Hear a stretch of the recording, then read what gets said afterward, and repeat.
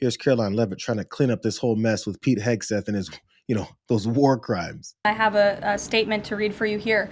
President Trump and Secretary Hegseth have made it clear that presidentially designated narco-terrorist groups are subject to lethal targeting in accordance with the laws of war.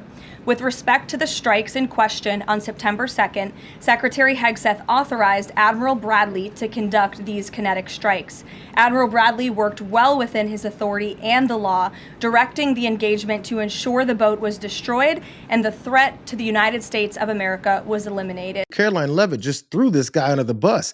Admiral Frank Bradley, reading from a statement prepared, I suppose, by this administration about the next lie that she's supposed to tell. So I remember that this story has been shifting. The blame has been shifting now, but before that, the existence of this whole thing has been shifting. So I think it's pretty obvious that enough reporters are in the room that are still reputable will ask her some follow-up questions. So much of the concern from Democrats and Republicans is focused on the survivors. Why won't the administration either confirm or deny or reveal whether or not there were survivors after that initial first strike? And what imminent threat would two survivors pose who were clinging presumably to the wreckage of that boat? Again, as I said, I think you guys are sort of not listening fully to the statement I've provided. Admiral Bradley worked well within his authority and the law, directing the engagement to ensure the boat was totally destroyed and the threat to the narco-terrorists, to the United States, was eliminated. And for any further questions about his thinking, I would defer you to the Department of War. I obviously wasn't in the room. I don't know if you guys heard me correctly. I'm reading from a statement that they told me not to waver from because the walls are closing in and the lies just don't really make much sense anymore. Didn't you guys hear me? Because when the question is about why is that they didn't confirm these survivors, that is before they murdered them as well, what does that have to do with Admiral Frank Bradley that you guys are throwing under the bus? You know what?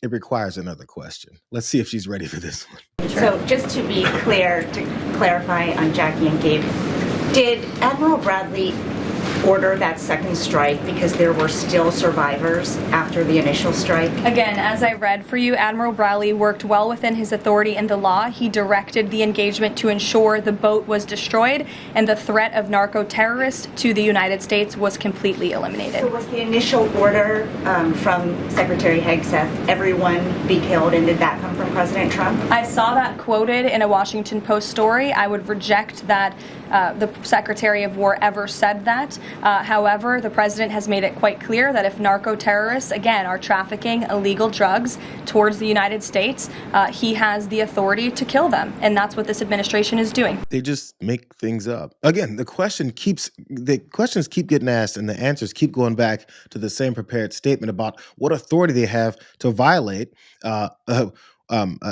rules of conflict, the Constitution, the normal military approach to all these things. Just because you say you have the right to break all these rules doesn't mean you just have the right to break all these rules. If I go up and steal a car and then get caught and then end up on trial, I don't get to say in front of the judge, you know what, I have the right to steal cars. That car was just sitting there looking all good and stuff. I've never driven a car that fast before. And I said, why not? I get to steal that car. I'm an American citizen, right? Just because I say things that violate the law doesn't mean that it doesn't violate the law anymore. Hey, check this out. This is the fourth time. Following up on Gabe's question, you said that the follow-up strike was lawful. What law is it that allows no survivors? The strike conducted on September 2nd was conducted in self-defense to protect Americans in vital United States interests. The strike was conducted in international waters and in accordance with the law of armed conflict. Under the law is where he can just go and then call for strikes. Now we've shifted to blaming this particular Admiral Frank Bradley. I wonder how Frank Bradley's feeling today, especially when it comes to following these orders from Pete Hegseth and then getting thrown under the bus, but then at the same time, somehow claiming that he followed all lawful procedures and processes that, rogue fascist administrations would be telling him to follow. Here's the Department of War. He says, let's make one thing crystal clear. Just because he said crystal clear, that means it's really going to be good.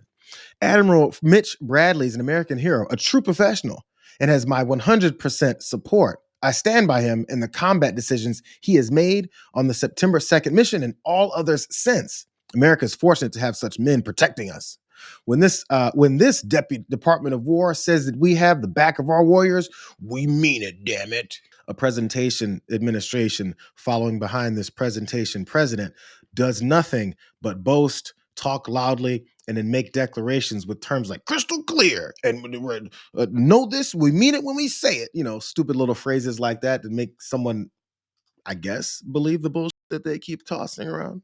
So Pete Hegseth here is talking about how he's backing up Admiral Bradley. He's backing him up. That is at the same time kicking his ass under the bus. This is, I think, a really clear indication of who this Pete Hegseth and this entire administration is. While Pete Hegseth is talking about how he backs up his guy, this is a visual version of him talking trash to people on this, I guess it's flight deck, this aircraft carrier or so, about how much he supports them. Happy Thanksgiving from me, the Secretary of War. Happy Thanksgiving from the President of the United States. Happy Thanksgiving from a grateful nation.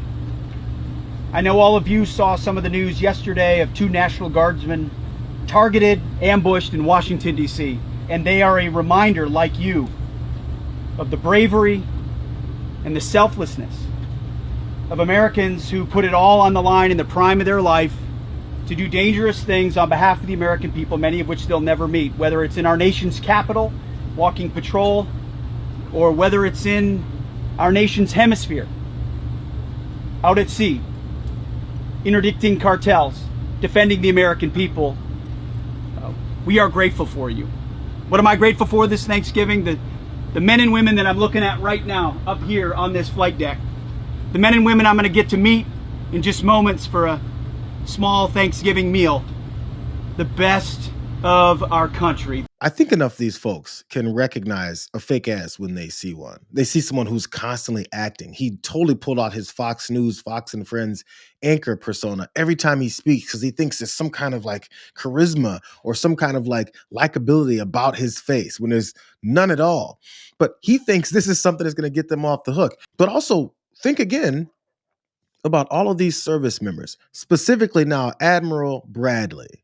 Does Admiral Bradley feel protected by these guys? Does Admiral Bradley feel like maybe he should have, I know it happened before the video came out, but maybe heed those warnings from those 6 Democrats who were talking about not following unlawful orders. And when you follow unlawful orders, it's actually your duty to not follow those unlawful orders. And hair got pulled out and asked, wait, what unlawful orders are we talking about? We're talking about those unlawful orders that are being exposed right now, like 4 or 5 days after that video came out and the hair pulling all happened. We're seeing what those unlawful orders are that they kept saying, show them to me. Well, why don't you go ahead and show them to me? Since we're talking about the law, here's Ryan Goodman, a former general counsel in the Department of Defense. So he knows a couple things about law and order and the way that things are supposed to be done legally in the Department of Defense. So it's pretty clear what Hegseth is saying. It's not me, it's him. How do you see this playing out? I don't see it playing out well for Secretary Hegseth. Worst case scenario is what the Washington Post has reported and what CNN has reported, which is that Secretary Hegseth is the one who told Admiral Bradley that he wanted to ensure that there would be no survivors. That's the worst case scenario for him. The best case scenario for him is that he gave some instruction to Admiral Bradley, who then interpreted to mean the very same thing. Right. That would also hold Secretary Hegseth responsible. The U.S. military is, in fact, well, throwing if he people said out. no survivors and there's a second strike, then that would be following his command, would it not? It'd be following his command, and that command would be patently unlawful. It is the textbook example that the Department of Defense Law of War Manual gives for when somebody should refuse a clearly illegal order. The very example they give is firing on shipwrecked individuals. It's almost like all those things that people who were protecting these guys and their unlawful bombings of people in the Caribbean on ships, boats, I'm sorry. It's almost like the people that recognized that understood how unlawful these things were. But instead, we had a debate over whether or not murdering people with absolutely zero due process was lawful or not. And according to Ryan Goodman, there's 2 bad scenarios for Pete Hegseth. Either you completely and directly asked for this by saying kill everyone, which is what's being reported, or you said, yeah, make sure it's done, and then Admiral Bradley took the baton from there and killed everyone and decided to have a second tap strike on these folks that were floating out in the water, half dead. Either way, it lands on Hegseth's desk. So maybe as this whole thing falls apart right in front of us, and we're looking at Hegseth with his probably the 12th to 15th corrupt violating thing that he's been doing. We just heard about Signalgate and the rest of these other few things. So now that this is happening, I feel like the folks who usually back him up aren't really here to back him up anymore. One of those folks is Britt Hume, old guy over on Fox News. He responded to Pete Hegseth, who had talked about this backing up of Admiral Bradley. And he said, Britt Hume said this, how to point the finger at someone while pretending to support them.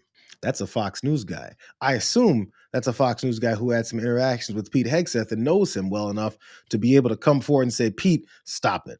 Because that's exactly what it looks like. It's not what it looks like. It's exactly what it is. It's blaming someone else, as Donald Trump and this administration has always done. What kind of cowardly folks who run the country are willing to continue to turn around and put someone else in front of them to shield themselves from any kind of responsibility for things that they literally have been boasting about? Who wants to follow such weak, minuscule individuals? These are the worst people in the country, the most cowardly, fearful, but also violent and bloodthirsty people in the country. What's the good qualities about these folks?